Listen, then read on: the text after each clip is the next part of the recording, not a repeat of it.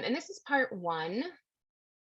This is part one of a two-part webinar series called California Youth Thoughts on Tobacco, Marijuana, and Supporting Quit Attempts.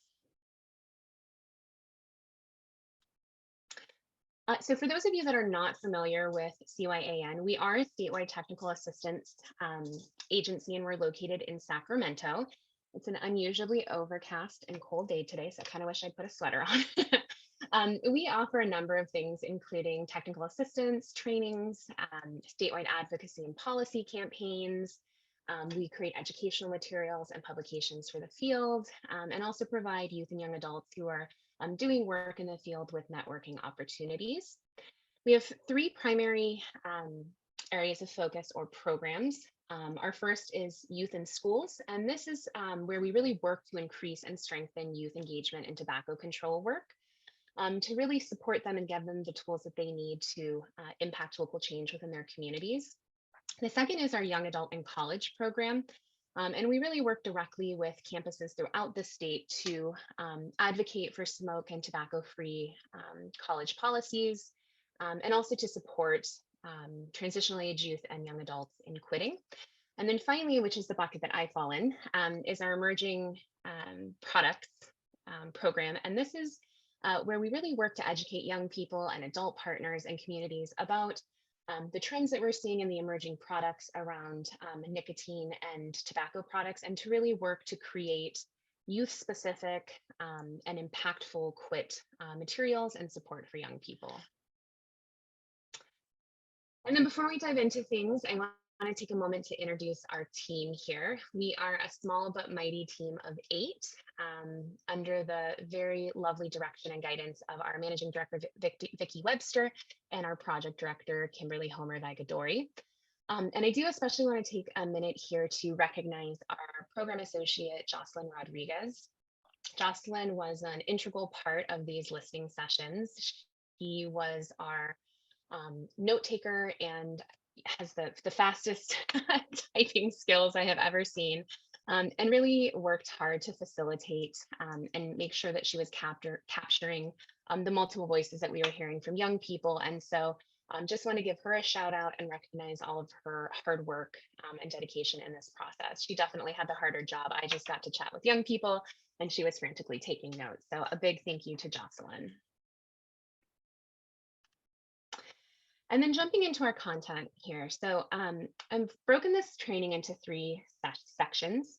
The first is really going to be kind of our background and methodology. So really looking at why we started these listening sessions. We've been doing these since 2013, and what that recruitment looks like, what the composition of our 2023 spring listening sessions were, and then also our participant demographic information that we collected, so you understand the pool of young people that we are hearing voice from. And then really the kind of meat and potatoes, which is why you're all here, which is our summary of findings. So I will share with you what our instrument looked like. We used the same set of questions in every focus group. And those sort of schools of thought fell into 3 buckets. So youth thoughts on tobacco, marijuana. For the first time ever, we included a group of questions around school response and enforcement. And then also youth thoughts on messaging. So what messages around tobacco and nicotine products they've heard. And then probably most importantly, the types of cessation resources they would access and feel safe accessing.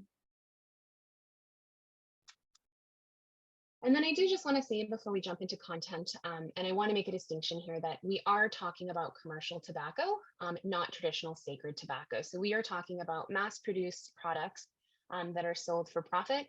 We are not talking about sacred, traditionally grown or ceremonial marijuana, or excuse me, tobacco that is used by tribal nations and American Indians. All right, so jumping into section 1 here, our background and methodology. So I just shared that we started these in 2013, so we've been doing these for just about 10 years. And when we kind of talked about starting these, we really noticed it was a pivotal time for kind of a shift in use with young people. So we were seeing and hearing about products, which sounds so silly to say now because so many young people are vaping, but we were starting to hear about electronic cigarettes. And we were seeing that there was more experimentation and knowledge around non-combustible tobacco products. And so we really wanted to get our ears and eyes on the ground, and get a sense of what young people are seeing in their communities, what they're using, what they're hearing about. And then most importantly, we also wanted to get an understanding of what information and understanding young people had about these products. So a lot of the work that we do, um, even today, ongoing, is really countering a lot of misperceptions that young people have about tobacco and marijuana. So we wanted to understand what they thought about these products, and really create materials that challenge and inform them, with things about addiction and things about the danger of using these products. And then finally, we also wanted to understand the changing terminology of youth and young adults. So um, even just since the last in-person round of focus groups that we did, which was right before COVID, language has changed even just in those 3 years. So we want to make sure that the language that we are using is informed by the young people that we're creating messages for. And this is always a good reminder for me as a public health professional, being mindful of my own adultism and the language that I use. So young people don't use words like tobacco or e-cigarettes. So we want to make sure that we're informed by them, about the language they're using, and creating materials that reflect that. So a good reminder for everyone, language is really important with youth and young adult populations. Hey, Caitlin, sorry to interrupt. We have a couple people saying that the mic is a little bit quiet. I don't know if you can adjust. Yes, this is an ongoing issue with my computer. Let me pop the other side in. Is this any better? It sounds good to me. I don't know if anyone else. Okay. Okay, I'm going to keep going, and just let me know if it's still difficult. Sounds good. Okay, thanks, Jocelyn.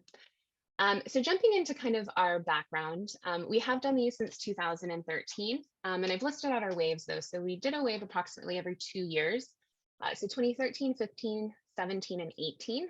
2019 is when I joined CYAN and started facilitating these groups. 2020 was our final in-person. That was literally March 2020, so right before COVID, and that was youth adult focused. And then this most recent round in 2023 was exclusively youth focused.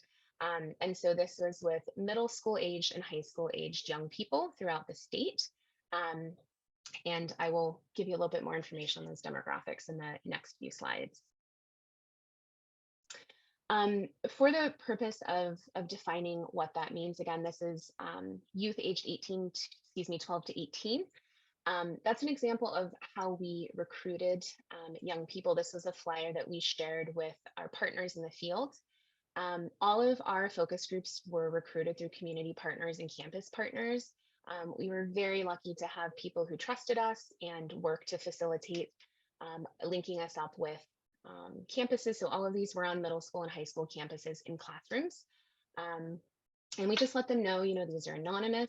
Young people did receive a $20 gift card for their participation. We wanted to make sure that we were thanking them for their time, and for their thoughts, and also that we would share the findings. So these aren't, this is why we're doing this training right now, and why we will have subsequent educational materials for youth and young adults and for folks in the field, is because we don't want this data to stay in a vacuum. We want to share it, and make sure that we are taking that gift from these young people and that trust that they put in us to share their thoughts, and really kind of using that power for good, and sharing that knowledge. So a big thank you to those folks, some of who may be on this, who help facilitate making that connection with campuses. And then in terms of how we recruited young people to work with us, we shared flyers with the campuses. We did all of the back-end facilitation. We did just ask that the schools posted the flyers. So this is an example of a flyer that we put up with a high school. Young people could scan the QR code and register. I do want to call out that these sessions were self-selected. So we did not specifically say young people who are using any products. We didn't specifically say ever use or current use. We wanted youth who wanted to participate and share their thoughts.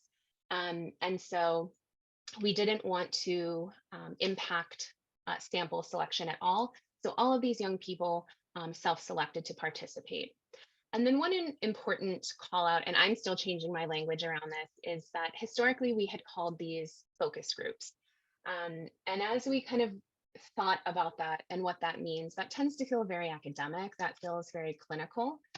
And so in 2023, we shifted that name from focus groups to youth listening sessions. So we wanted young people to feel like this was a space for them to have voice and to share their lived experiences. And we wanted it to feel more equitable and more like a partnership. So I'm still changing that language in my own head, and in the things that I type in emails. I'll catch myself deleting focus group and saying, "Oh, youth listening session." So I apologize. I'm still a work in progress in shifting that language, but it's an important distinction to make. And it really did feel very much like a partnership and very much more like a facilitated discussion for us to listen. And then in terms of our session guide, we did use, as I mentioned, the same session guide for each of the groups. And there were three really kind of big categories here. So products and devices. So asking young people about both the tobacco and marijuana products that they've heard about, seen, that they may or may not be using themselves. And then also harm perception around that. And that piece around addiction and harm as well was tied into both. And then, as I mentioned, newly added was school enforcement. So things like vape detectors in the bathrooms, what happens if someone is caught on campus with a product, who would a trusted adult be on campus, things like that. And then finally, that piece around reasons for use. Why are young people using these? What have you heard? And then cessation. So what type of messages do you think your peers would listen to? Where would they access resources if they want to quit? And was there anything else? We always ended it kind of with an open question of, is there anything else you'd like to share with us or messages you think would be helpful? The next slide, I will show you what this methodology or what this demographic form actually looked like. So at the end of each session, we did pass out a demographic form. This was sort of the young person's ticket to complete and hand in to Jocelyn for their gift card. This was an anonymous form. We didn't collect their name. We just collected their age, their self-reported gender and sexual orientation, and also their ethnicity. And then we also collected self-reported current and ever use of both tobacco and marijuana products, and I'll be sharing that data. And then the final piece there was a harm assessment. So we would kind of give them a scale of, do you think vaping nicotine is more or less harmful than combustible cigarettes? Do you think vaping THC is more or less harmful? To really get an understanding of kind of where that piece of harm perception is. And also, if a young person didn't feel comfortable to self-disclose use or knowledge around products, this was a way for us to make sure we were capturing that in a way that maybe felt a little bit more safe for them. So just quickly, this is that demographic form. It's probably tough to read. I don't expect you to, but you can see just going left to right, we collected demographic information, historical and current use, and then that piece about harm perception. All right, so jumping into our participant demographics and the composition of our sessions this year. We did a total of 8 youth listening sessions, and we started those in January of 2023. Those were at 5 different high schools, 1 middle school, and 1 alternative school. 2 sessions did happen concurrently at one of the high schools, which is why it says 5, not 6. I know you're probably like, that doesn't add up to 8. I do have an asterisk there on that alternative school. Unfortunately, it was one of the days that we had pretty horrible weather here in Sacramento and into the Central Valley. And so by the time we got there, unfortunately, the young people who had registered did not come to school that day. Absenteeism is an issue on this campus. And so we were not able to facilitate a group. Of those sessions that were held, they represented 5 different cities in 3 different counties, and we had a total of 88 youth participants ranging in age from 12 to 18. And so this is a breakdown. We'll start there on the left with the age of our participants. The youngest of our participants, again, was self-reported at 12, the oldest at 18, and then our largest age group there was right around 16. Moving to the right there with our pie chart, In terms of ethnicity, we saw just over 30% of participants identifying as Hispanic, followed by 21% identifying as Asian American, Pacific Islander, or Native Hawaiian.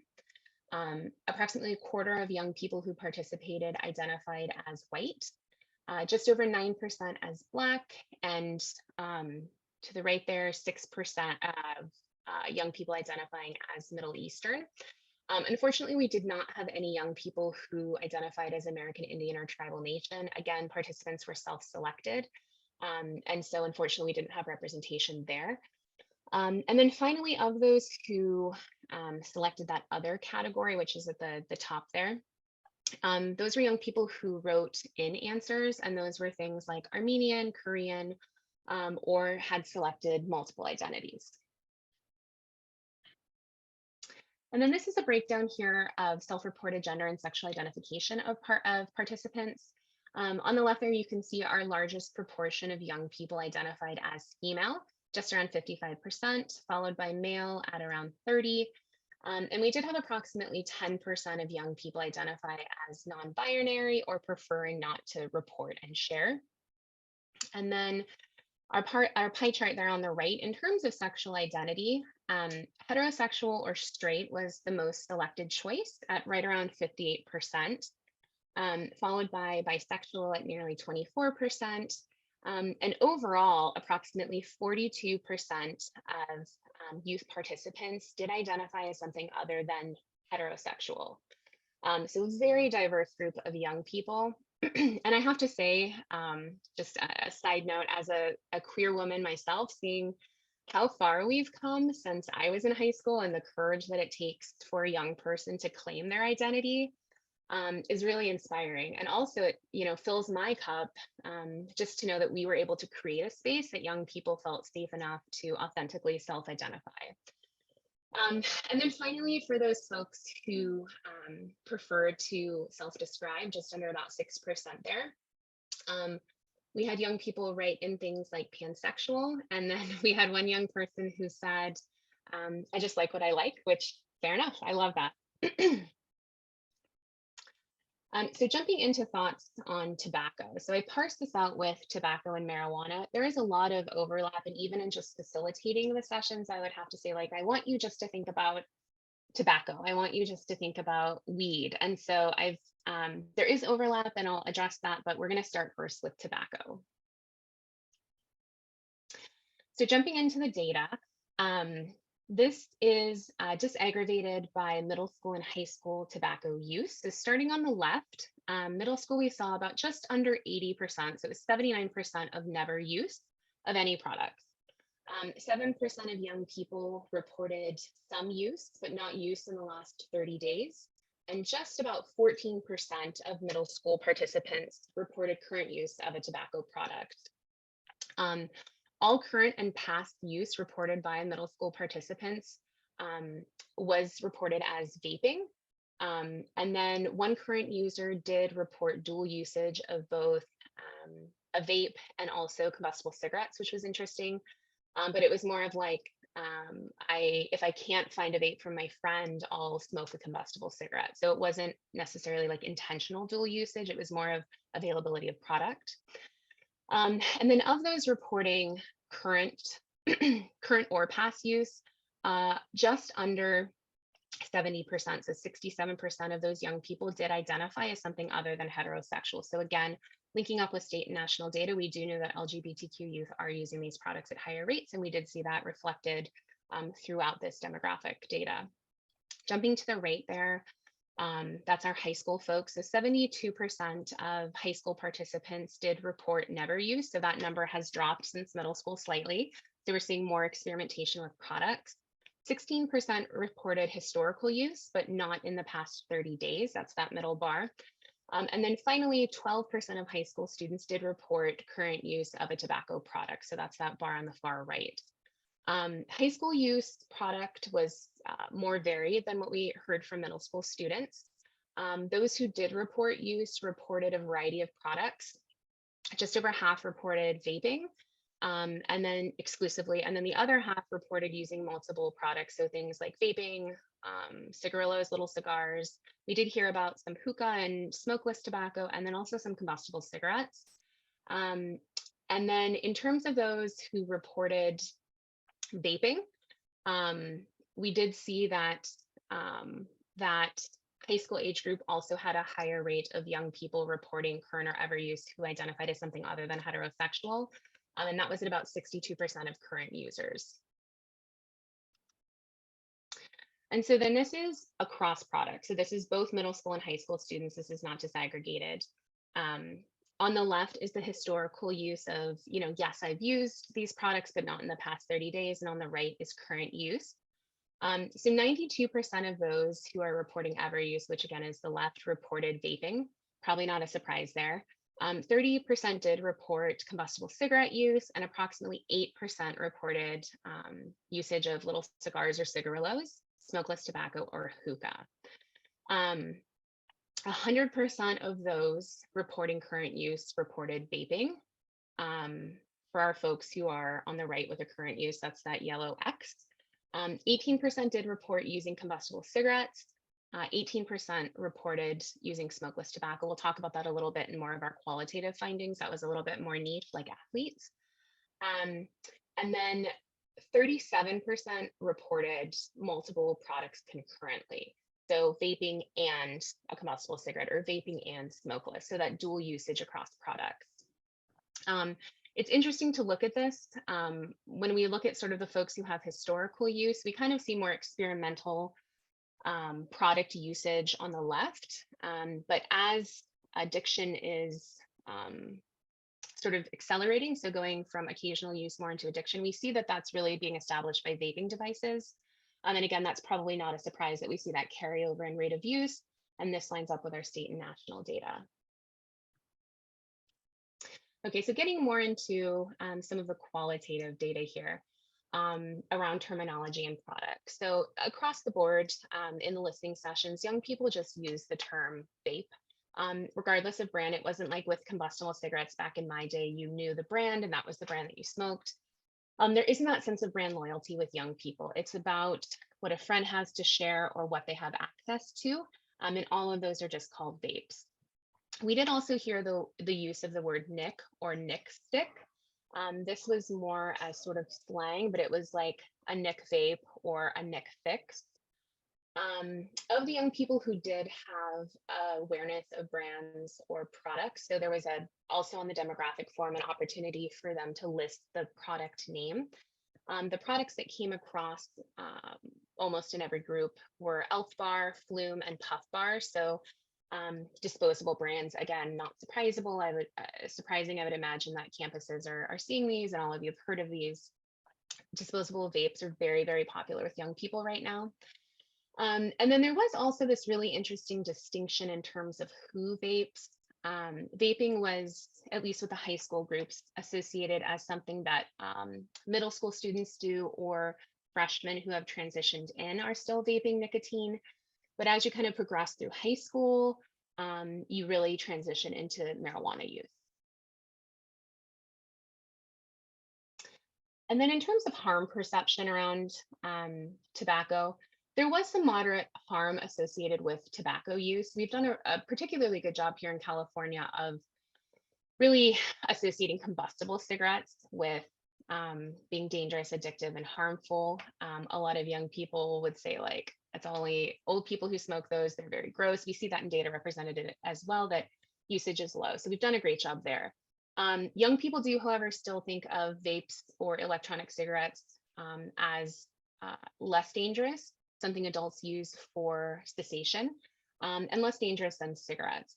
What was interesting about this piece about addictiveness, there was an idea that these products did present some harm and possibly were addictive, but young people associated that harm with frequency of use. So they would say things like, yeah, the products, they're not good for you and they can be addictive, but they're only addictive if you use them too much. And so it was this kind of interesting framework, right, where you're putting the blame on the person using the product. Well, they're abusing it or they're using it too much, instead of putting the blame on the industry for targeting these young people with addictive products. So it was like, if they're like tweaking for a nick fix, it's because they misused it. So there was this framing of blame being put on the young person using the product. And then also, we're going to talk about mental health a lot.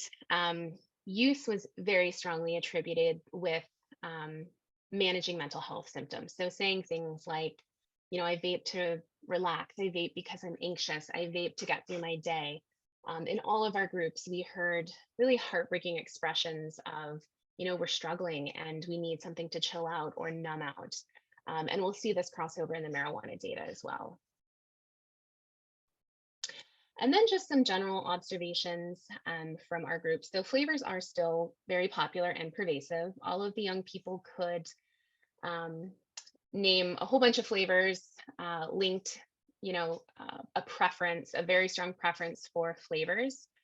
Again, we'll talk about marijuana, but for the purpose of this session, there was a strong overlap of dual usage with both marijuana and tobacco.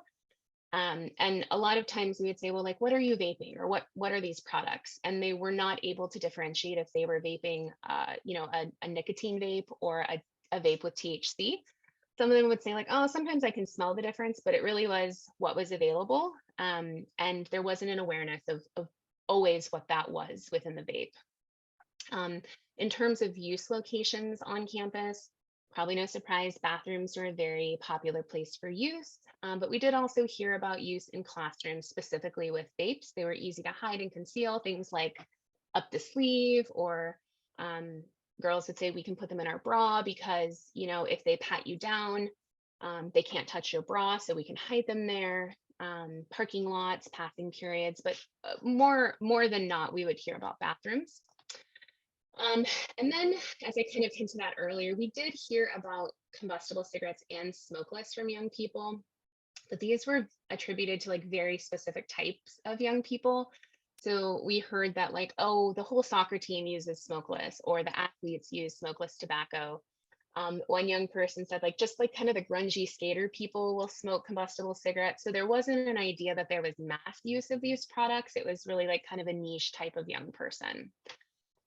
And then we did also, I want to mention, a big part of this is learning about new and emerging products. So we asked about things like nicotine pouches and also flavored hemp wraps. And happy to report that young people were not aware of these products. We did have one young person mention that they had either seen or heard of the flavored bees for cigarettes, but hadn't tried them and didn't know anyone who had used them. All right, so jumping into our marijuana findings here. So just like with our tobacco here, I have parsed out the data by middle school and high school. Middle school is the columns there on the left. So 93% of our middle school participants reported never use. None of them reported any historic or past use, and approximately 7% of young people in our groups reported current use.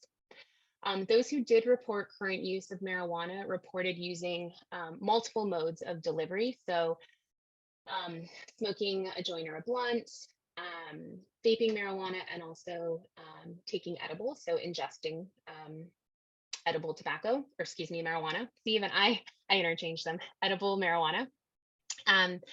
And then our folks are on the right for high school. Approximately 78% of high school participants reported never use. So again, we're seeing that experimentation increase and never use decrease.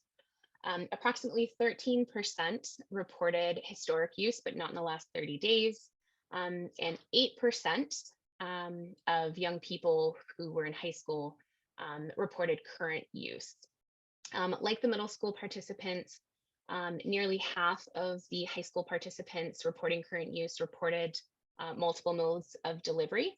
And of those folks who did select multiple modes, we saw that edibles, joints, blunts, and vaping. So probably not surprising.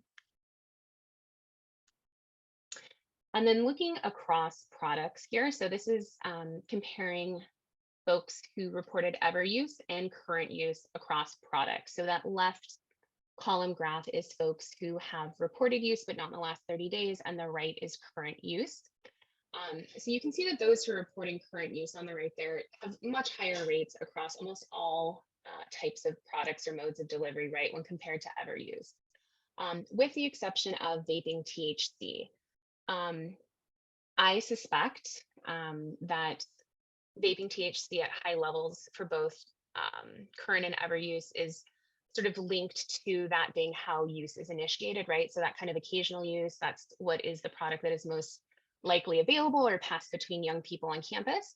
So initiating use by vaping THC and then transitioning once that usage is established, consuming marijuana and other modes of consumption, like smoking and ingesting edible products. So diving into the young people who did report current use, again, which is that column on our right there, 100% of young people who reported current use reported using multiple modes of delivery. And so, again, when we think about using tobacco products, what we mostly see is that young people will transition into almost exclusively vaping nicotine.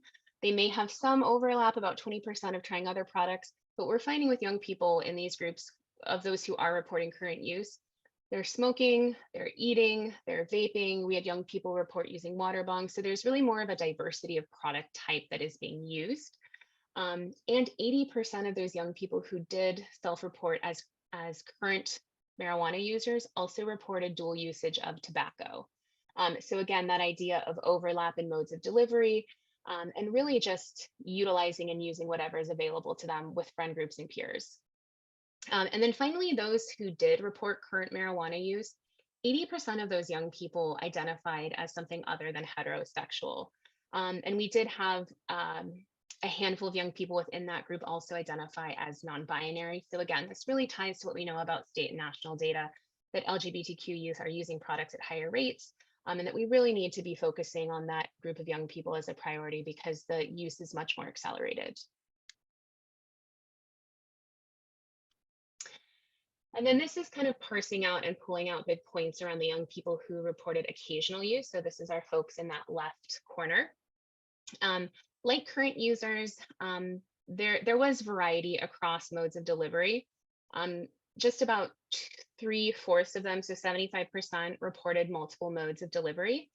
33% of them did report current or dual usage of tobacco. So occasionally using marijuana, but currently using tobacco. And then finally, an important distinction that again supports this idea of experimentation being established by vaping THC and then escalating into current use with other products. We see that occasional users are reporting vaping THC most often, whereas young people reporting current use are smoking marijuana, so blunts and joints, and ingesting edibles. So again, we're still seeing them continue to vape THC as well, but what's happening as they're transitioning is they're just diversifying how they're experimenting and using marijuana. And then this is the last data heavy slide, so thank you for sticking in this with me. We're going to get into more qualitative stuff.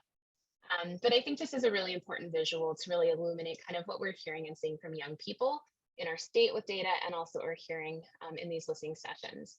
Experimentation across products. When we look at that with tobacco on the left to marijuana, we can see that young people are both experimenting and using at higher rates and across different modes of delivery, right? So really any discussion about tobacco with young people has to include a discussion about marijuana as well. They're using it at higher rates, and they're also using it in conjunction with tobacco. And this really shows us that. All right, so some kind of qualitative and general takeaways from these listening sessions. The term weed was used across modes of delivery. Young people don't say really marijuana. They don't really say cannabis. It's a weed. It's a weed pen. You're smoking weed. It's just weed. Smoking as well is now, and this is something that has changed just in the time that I have done these focus groups and why we do these, because we want to make sure we're using the correct terminology. Smoking now is exclusively linked to marijuana use and not combustible cigarettes. So if you say I'm smoking or I'm going to smoke or I was smoking with my friends, it means marijuana. It doesn't mean a cigarette. Also, this is another shift in language. When I did the 2020 focus groups, everyone knew what THC was. We would talk about vaping THC, THC products. Young people didn't know the term THC or use it. Just about in every focus group, I would have a hand come up and say, "What's THC?" So again, being mindful as we're talking to young people, as we're creating materials, as we're doing brief interventions, make sure we're using the language that young people are using. Not only are they not using THC, but they didn't know what it meant. So again, an important reminder about our language we use as adults in public health. And then in terms of texting, so popular emojis that young people are using when they are texting with their friends or on Snapchat. These came up across most of the groups were the falling leaves, the plug. So they do think of products as like plug and play, right? So carts, pens, things like that. And then the puff, which I think is supposed to be wind. In terms of products we are hearing about from young people around marijuana, the only brand name that came across in all of the groups was Stizzy. Otherwise, it was just a joint or a vape. This was really the only kind of product awareness that they had. And they did say both Stizzy carts and disposable Stizzies. In terms of kind of like the most popular mode of consumption, it was smoking joints and blunts. And then followed by vaping and edibles. There was a distinction, however, that you would not smoke a joint or a blunt at school. That was something for home life. So you would probably vape on campus because it's not as obvious or as strong. And then you would have home products to relax, like smoking a joint. So this is, again, is new in 2023 that we're seeing of a distinction of where you would consume that type of product and the mode of delivery. And then again, use, and we saw this in the chart, use was not tied to mode of delivery. They are smoking, they are vaping, they're ingesting. There's not kind of that loyalty, like that brand loyalty or strong preference for a specific mode of delivery. And then again, that dual use of marijuana and tobacco was common. Young people would talk about, using nicotine to get a high and then kind of having marijuana to be a downer. Or just having to use what's available with their friends and what they can access. And then in terms of harm perception, overall harm was very low. A lot of times you would hear young people say that marijuana was natural or it was healthy. They would often associate this with the fact that it was legalized. They had mixed feelings around marijuana products being addictive. It was similar to what we saw around tobacco products, where the addictiveness was tied to frequency of use. So you could get addicted, but if you did, it was your fault for misusing or overusing these products. We also, I think, interesting to call out, did have one young person say that, the products aren't really addicted. What we're addicted to is getting high. So it's they're addicted to the feeling that they like, but the products aren't the problem. And then again, the positive attributes related to any discussion around marijuana use was really mental health symptom relief. So relieving stress, relieving anxiety, helping me relax. And again, that point of almost being a self-care routine.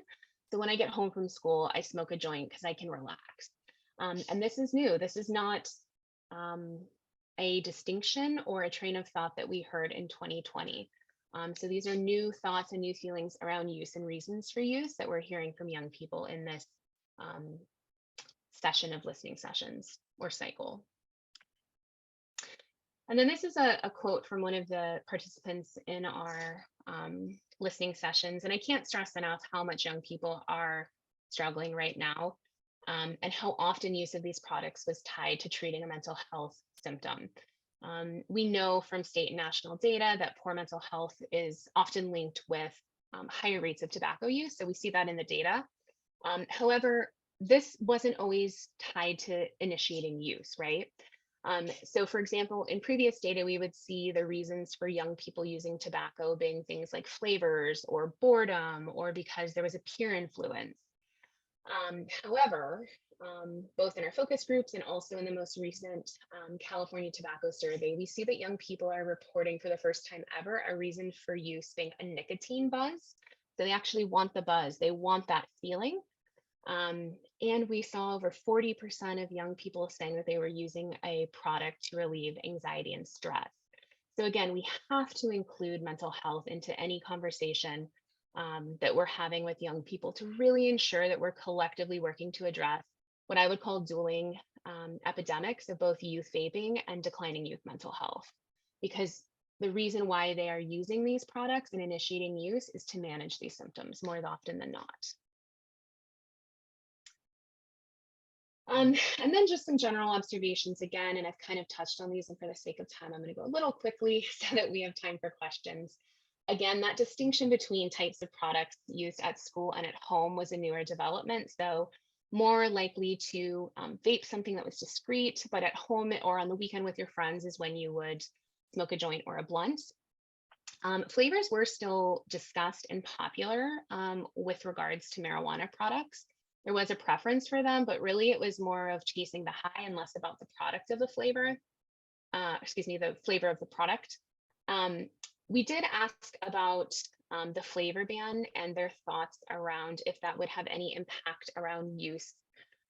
Some young people thought, yeah, like maybe young people won't initiate if there's not flavors, but for the young people who were already addicted or had accelerated use, they didn't really think it would have any impact. They would just go back to a non-flavored product. And this breaks my heart. One young person even said, like, oh yeah, my friends and I have been talking about going to Nevada to buy products. So they were already actually planning how they would access these products out of state. But overall, just across the board, young people didn't really identify any difficulty accessing these products. On the whole, they said they were readily available from, older siblings, friends, peers, and specifically around marijuana from parents. So a lot of young people discussed parents who may be growing, and there was definitely a normalization of use that was more prevalent with young people who disclosed that there was use within their home. And then harm perception was significantly lower when having discussions about marijuana than related to discussions of tobacco. Only 17% of participants believe that smoking marijuana was as harmful as smoking cigarettes. So again, this idea that it's natural, that it's healthy, that it's legal was really pervasive.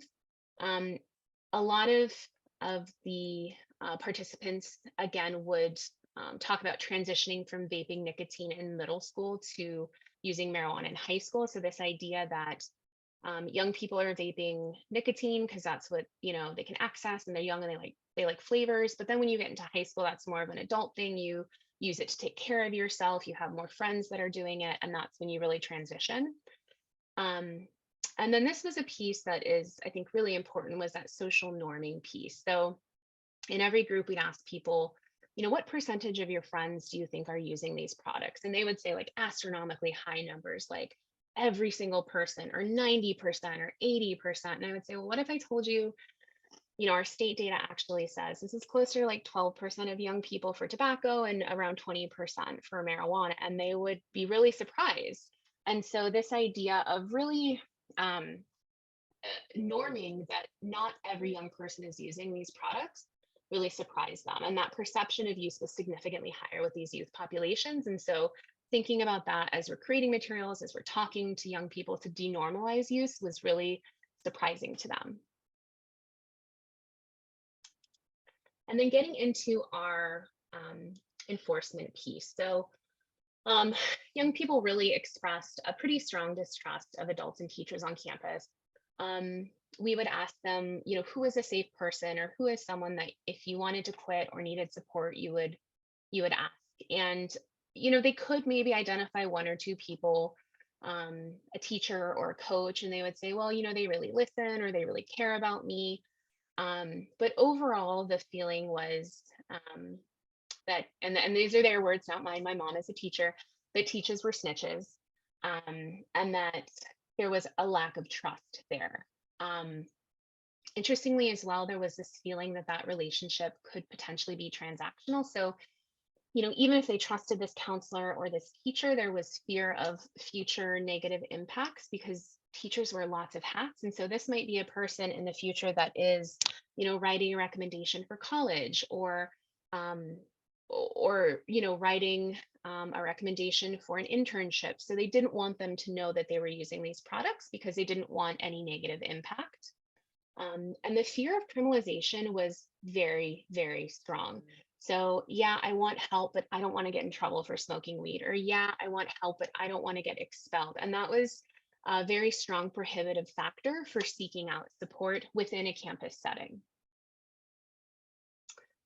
Young people also shared with us that there was often inconsistent responses by adults on campus. So, a range of like, oh yeah, that teacher, if they see you immediately, will take you right to the principal's office versus, yeah, they'll just tell me to put it away and they won't confiscate it. So this idea of like who finds you with a product is a different response. And that, they're really, we would ask them like, what's the school's response or what would happen? They would say, oh, you get expelled or you have to do, there's like a module. One young person actually said there was like a Stanford toolkit, which I was like, good job on you, campus. But on the whole, it was always about the intervention was about discipline. It wasn't about actually addressing product use, right? And I would say, well, will they give you a material? Would they talk to you or do a brief intervention? I didn't use that language, but we use that language. And they would say, no, you just get in trouble.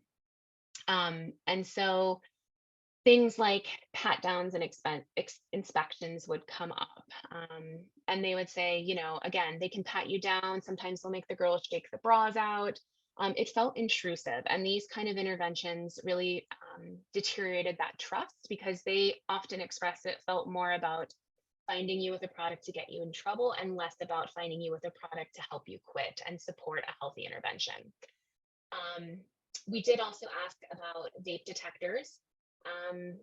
Most young people thought they were silly. Not all the campuses had them, so they were kind of surprised to actually hear about them for the young people that didn't have them.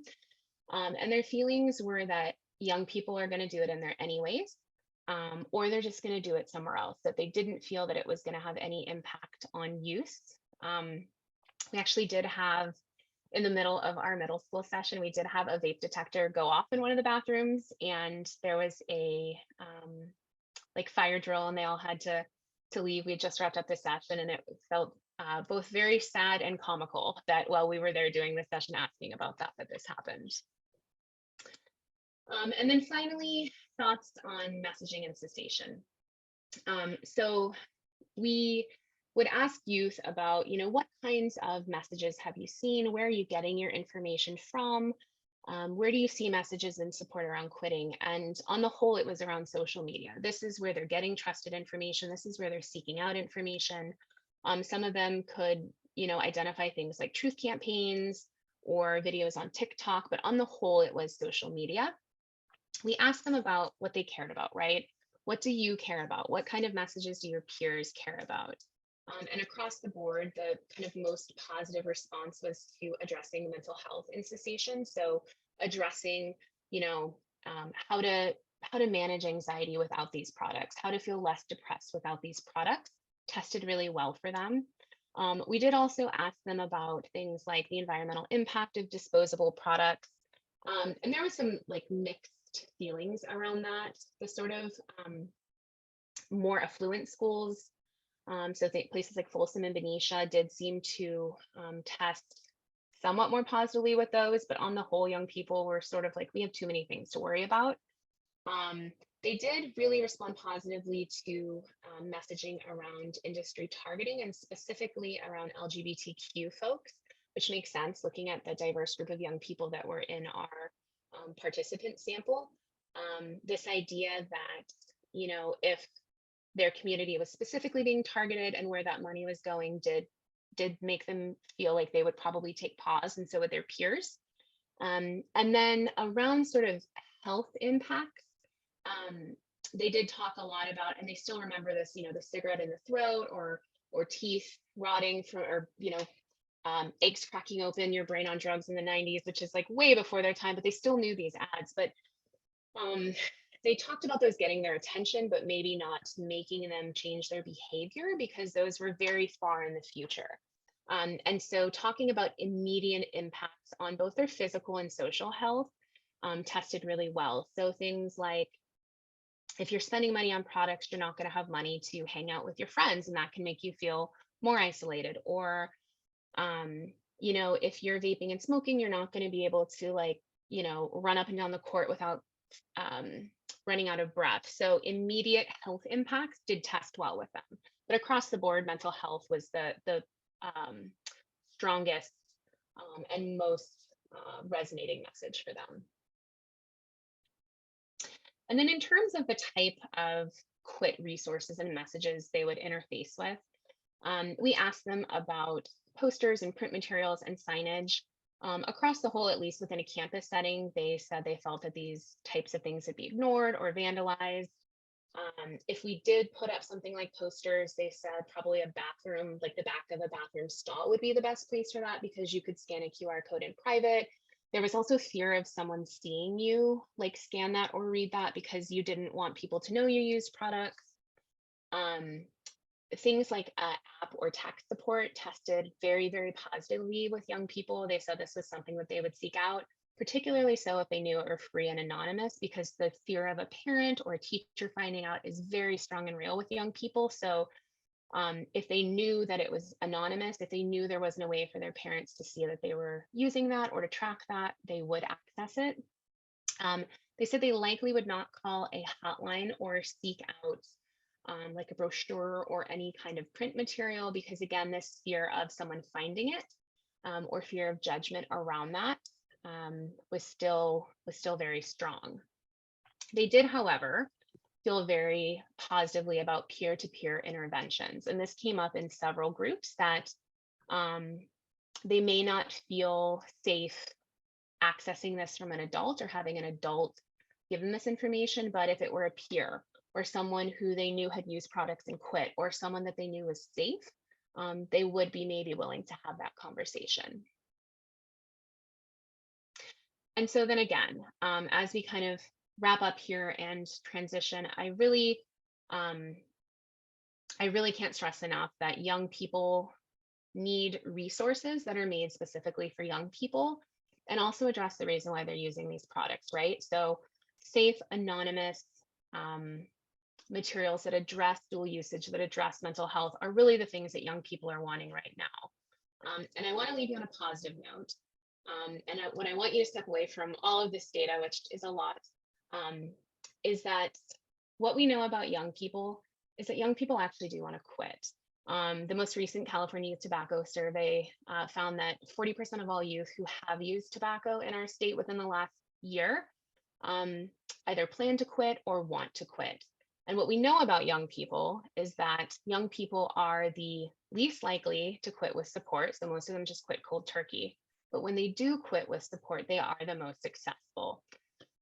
And so that cues up to part 2 of this 2-part webinar series, which is going to be a week from today, next Tuesday, the 13th, which is going to be kind of a case study, but also sharing best practices around how we can leverage social media, which is where we know where young people are at and where they're accessing quit resources, to really motivate and support young people in quitting, right? It's like we've got to meet them where they're at. So if you haven't already done so and would like to, I think Jocelyn's going to go ahead and put that registration link in the chat for you. We would love to have you join us if you're not sick of hearing me talk at you. That is, again, next Tuesday, the 13th from 10 to 11. And then also, if you do have a moment, we very much would appreciate you filling out our webinar evaluation for today's training. Also, Jocelyn's going to pop that in the chat. I am the worst about evaluations. I will be transparent and honest about myself, but that is the whole thing. And it is estimated at 2 minutes, and the narrative portions aren't even mandatory. So if you would please be so kind to take those 2 minutes of your day today and just let us know how we did, if this was helpful, and most importantly, what other trainings and information you would like, because we also, in a sense, right, want to do listening sessions with our partners and folks in the field to make sure that we're creating material and content that meets your needs in the field. So we'd be very, very grateful. And then finally, this is my contact information. We will be sharing both the slides and the recording of this webinar on our website and on our, we put the video up on YouTube. But if you do have any questions or would like to connect further, that is my contact information. I did not leave very much time for questions. I apologize, but those of you who are able to stay, if you do have questions, I would be happy to address those now.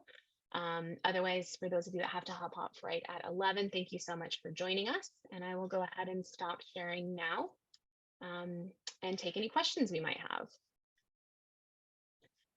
You are welcome to put those in the chat or also just unmute yourself and we can discuss. Otherwise, thank you all so very much.